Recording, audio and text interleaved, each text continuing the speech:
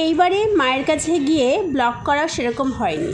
দুপুরবেলা একদিন খেতে বসেছিলাম, তখন হঠাৎ করে মনে পড়লো। খেয়ে দিয়ে এই যে বাবা খাওয়ার আগে এটা নাম জপ করছিল, আমি একটু ভিডিও করছিলাম, বাবা একটু লজ্জাও পেয়ে গেছিলো, তাও করলাম মানে তোমাদেরকে দেখানোর জন্য। তারপরে দুপুরবেলা খেয়ে দিয়ে একদম ঘুম দিয়ে শটাং চলে গেছিলাম দিদির বাড়িতে।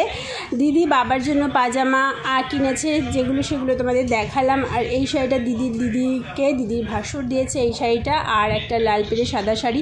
কালকের মিনি ব্লগটা তোমরা না খুব মিস করে গেছো। কালকের মিনি ব্লগে আমি সব কিছু ডিটেলসে শেয়ার করেছি, এগুলো জাস্ট কাটছাট ভিডিও ক্লিপ ছিল, সেগুলো দিয়ে আজকে আরেকটা মিনি ব্লগ শেয়ার করলাম যে তোমরা দেখোনি বলে তাই। এটা জামাইবাবুর জুতো আর ওই সাদাটা রূপসার।